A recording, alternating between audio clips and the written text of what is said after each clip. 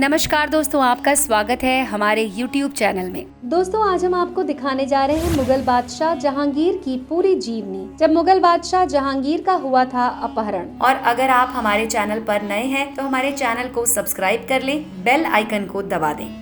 27 साल की उम्र तक अकबर के जीवन की सबसे बड़ी त्रासदी थी कि उनके कोई बेटा नहीं था। 1564 में जरूर उनके 2 जुड़वा बेटे हुए थे, हसन और हुसैन, लेकिन वो सिर्फ 1 महीने तक ही जीवित रह पाए थे। अकबर ने अपने प्रिय संत ख्वाजा मोइनुद्दीन चिश्ती की दरगाह पर मन्नत मांगी कि अगर आप मुझे एक बेटा दे दें तो मैं आगरा से अजमेर पैदल चलकर आपकी दरगाह पर सिर झुकाऊंगा। आखिर ईश्वर ने उनकी सुन ली और उनके दरबारियों ने उन्हें खबर दी कि आगरा के पास ही एक पहाड़ी पर मोइनुद्दीन चिश्ती के शिष्य और पीर सलीम चिश्ती रहते हैं, जो आपकी मुराद पूरी कर सकते हैं। जहांगीर पर एक किताब N intimate portrait of a great Mughal Jahangir लिखने वाली पार्वती शर्मा बताती हैं, दुनिया में कोई ऐसी चीज नहीं थी जो अकबर के पास नहीं थी, बस उनकी कोई औलाद नहीं थी। वो इस आस में सलीम चिश्ती के पास जाने लगे। एक दिन अकबर ने सीधे सीधे पूछ लिया, मेरे कितने बेटे पैदा होंगे? उन्होंने जवाब दिया, खुदा तुमको 3 बेटे देगा, और ऐसा ही हुआ। लेकिन चिश्ती के आशीर्वाद से पैदा हुए सलीम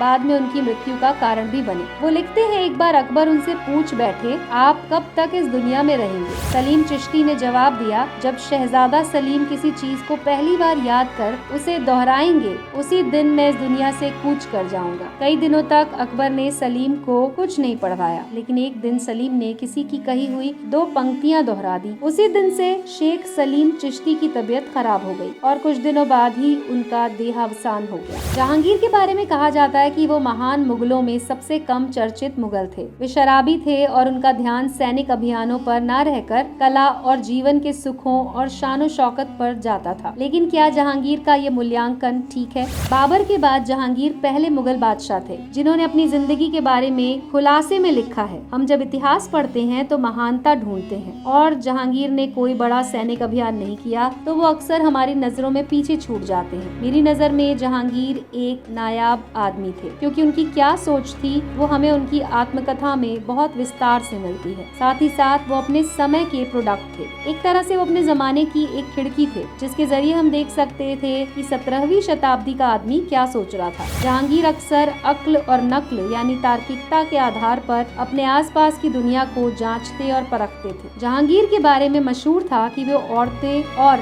शराब के शौकीन थे। वो अपनी आत्मकथा तुज़ुके जहांगीर में लिखते हैं कि एक समय वो दिन में शराब के 20 प्याले पीते थे, 14 दिन में, 6 रात में, बाद में उसे घटाकर वो एक दिन में 6 प्याले पर ले आए थे। वो खुद ही कहते हैं कि जब वो 18 साल के थे वो एक बार शिकार पर गए थे। उनको थकान महसूस हुई, किसी ने कहा थोड़ी शराब पी लीजिए, आपकी थकान चली जाएगी। उन्होंने पी और उन्हें बहुत पसंद आई। फिर वो रोजाना शराब पीने लगे। जहांगीर के दोनों भाइयों को भी शराब की लत लग गई थी और उनकी मौत भी शराब की वजह से हुई थी। बाबर भी शराब पीते थे, अकबर भी कभी कभी शराब पी लेते थे, लेकिन शाहजहां ने कभी शराब नहीं पी। बल्कि जहांगीर को इस बात का अफसोस रहता था कि उनका बेटा 24 साल का हो गया, लेकिन उसने शराब का एक घूंट तक नहीं लिया। ये कैसे हुआ? जहांगीर ने अबुल फजल को मरवाया। अकबर और जहांगीर के रिश्ते कभी सहज नहीं रहे। उनमें कटुता तब आ गई जब जहांगीर ने अकबर के बहुत करीबी अबुल फजल को ओरछा के राजा बीर सिंह देव के हाथों कत्ल करवा दिया, जब वो दक्कन से आगरा की तरफ आ रहा था। इस हत्या का सबसे जीवंत वर्णन असद बेग ने अपने वृतांत वाक़े असद बेग में किया है। बेग लिखते हैं, बीर सिंह के हर सिपाही ने कवच पहन रखे थे। उनकी तलवारें और भाले हवा में बिजली की तरह चमक रहे थे। तेज भागते घोड़े पर सवार एक राजपूत ने अबुल फजल पर बर्छे से इतनी तेजी से वार किया कि वो उनके शरीर के दूसरे हिस्से से बाहर निकल गया। फजल नीचे गिरे और उनके शरीर से तेजी से खून निकलने लगा। उनका खुद का घोड़ा उन्हें रौंदता हुआ निकल गया। ताज्जुब है कि घोड़े के भार से उनकी मौत नहीं हुई। फजल अभी जीवित थे कि बीर सिंह वहां पहुंच गए और वो उनकी बगल में बैठ गए। उन्होंने अपनी जेब से एक सफेद कपड़ा निकाला और फजल के जिस्म से निकल रहे खून को पोंछने लगे। इसी समय फजल ने अपनी सारी ताकत जुटाते हुए बुंदेला प्रमुख की गद्दारी के लिए उन्हें कोसा। बीर सिंह ने अपनी तलवार निकाली और एक झटके में अबुल फजल का सिर उनके धड़ से अलग कर दिया। 17 अक्टूबर 1605 को अकबर के देहावसान के बाद जहांगीर मुगल तख्त पर आसीन हुए। उनके बारे में कहा जाता है कि वो बहुत मूडी बादशाह थे, कभी बहुत दरिया दिल तो कभी बहुत खूंखार। जहांगीर ने अपने एक नौकर का अंगूठा सिर्फ इसलिए कटवा दिया क्योंकि उसने नदी के किनारे लगे चंपा के कुछ पेड़ काट दिए थे। उसने नूरजहां की एक कनीज को एक गड्ढे में आधा गड़वा दिया। उसका कसूर था कि एक किन्नर का चुंबन लेते पकड़ी गई। एक आदमी को उसके पिता की हत्या करने की सजा देते हुए जहांगीर ने उसे एक हाथी की पिछली टांग से बंधवाकर कई मीलों तक खिंचवाया था। अपने खुद के बेटे खुसरो के बगावत करने पर जहांगीर ने मौत की सजा न देकर उसकी आंखें फुड़वा दी थी। एक बार इस तरह की सजा देने के बाद शायद ही जहांगीर ने उसे बदला हो। हाँ, अपने बेटे खुसरो को अंधा किए जाने के बाद जहांगीर ने उसकी आंखों का इलाज जरूर करवाया था, लेकिन उसकी आंखों की रोशनी कभी वापस नहीं आई।